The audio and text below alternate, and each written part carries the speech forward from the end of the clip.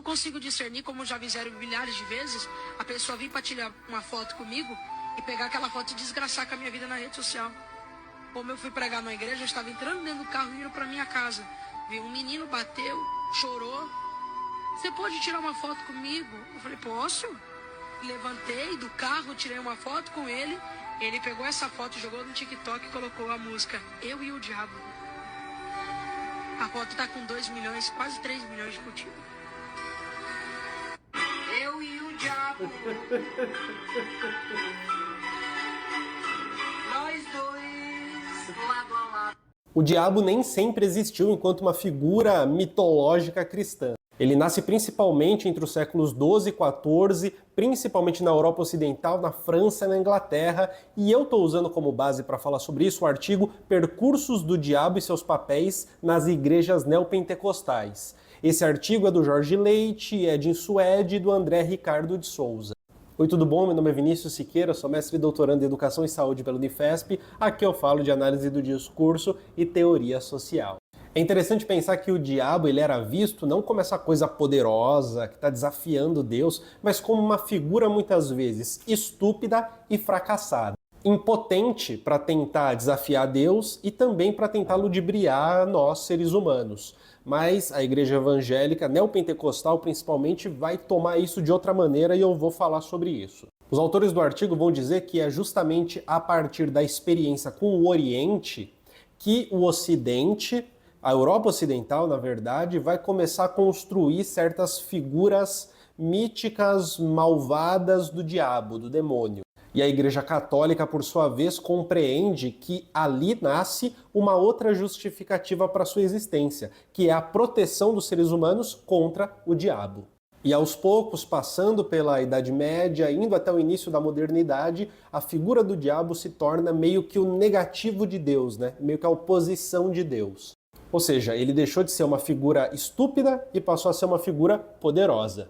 Na Europa, a figura do diabo já era uma boa justificativa para manter certo controle social. Por exemplo, Michel Foucault, em Os Anormais, vai falar sobre uma caça às bruxas. A caça às bruxas era principalmente uma caça às mulheres mais velhas que detinham algum conhecimento local, de cultura local, num momento de estabelecimento dos estados-nação com culturas meio que nacionalizadas. Então se caçavam essas mulheres, faziam ali seus julgamentos, matavam essas mulheres para impedir a existência dessa figura da transmissora do conhecimento local. A partir da teologia da prosperidade, que considera que a humanidade já foi redimida e, portanto, cada cristão tem o direito a sucesso, riqueza, saúde, o diabo assume esse papel de ser aquele que vai impedir a riqueza, o sucesso e a saúde. Quando esse sucesso não acontece, é porque a pessoa está em falta com Deus e está deixando o diabo tomar conta dela.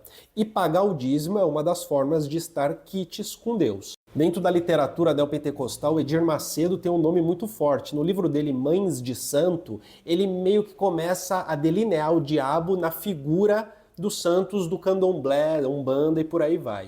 O mesmo ele faz no livro Orixás, Caboclos e Guias também.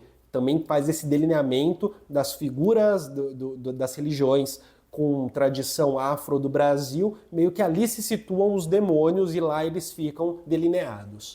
E a figura do diabo é uma figura de uma eterna guerra que viria da igreja neopentecostal, de algumas denominações das igrejas neopentecostais, contra as outras igrejas e as outras denominações religiosas e as outras religiões que existem no território brasileiro e mundial, por exemplo. A consequência disso é uma guerra explícita com religiões afro-brasileiras, por exemplo. E essa guerra assume um lugar que não é só discursivo, porque no artigo eles vão falar sobre como o pentecostalismo clássico tinha um certo discurso contra o diabo, uma certa reprovação, mas não exatamente colocava os fiéis para agir contra objetos concretos que seriam a figura do diabo.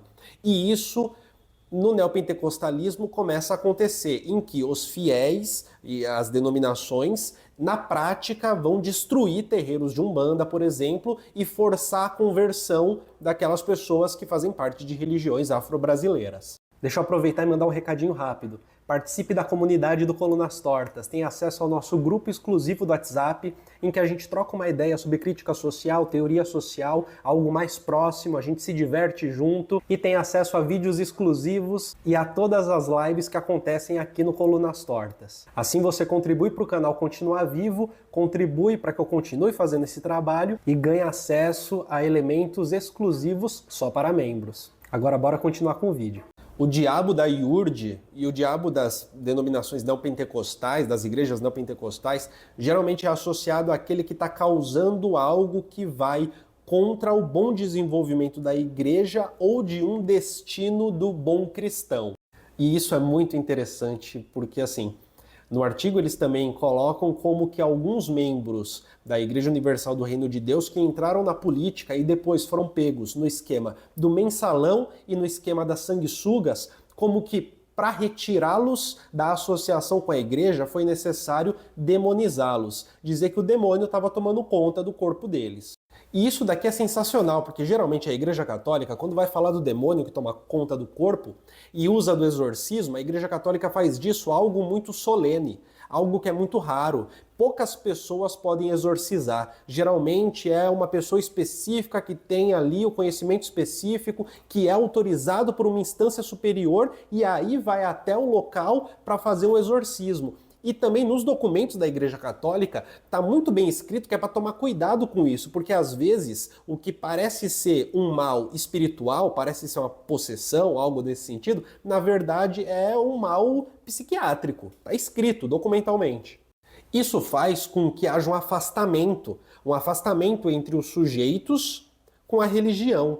Porque quem pode chegar perto dessa manifestação religiosa é a autoridade religiosa que vai lá exorcizar. Não é qualquer um. Não é qualquer um que está ali do lado e vai ver acontecer. É uma coisa solene, é uma coisa meio que secreta, com aspas aqui para a palavra, mas principalmente uma coisa que envolve uma autoridade muito forte para exercer esse papel de exorcista.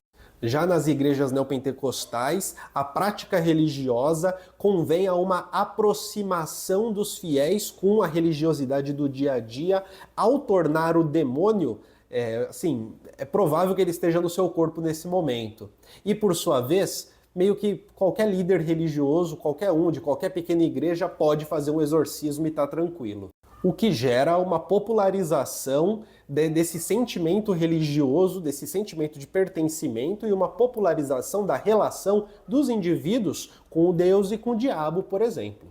E eu estou fazendo esse vídeo usando como mote o pastor Mirim só para dizer que nas igrejas neopentecostais o diabo tem um papel político e econômico principalmente. Ele é aquele que serve como uma boa desculpa para fazer com que as pessoas deem mais dinheiro, serve como uma boa desculpa para excluir pessoas de dentro do círculo, de dentro da comunidade religiosa, e serve como uma boa desculpa também para realizar as análises acerca da vida das pessoas, né? Quem erra, erra por conta do demônio. Quem acerta, acerta por conta de Deus. Quem está errando, talvez esteja possuído pelo diabo e deva subir num palco para ser exorcizado. No fundo, o diabo é esse elemento que vai fornecer uma boa justificativa para certo exercício de poder e controle. Tudo bem?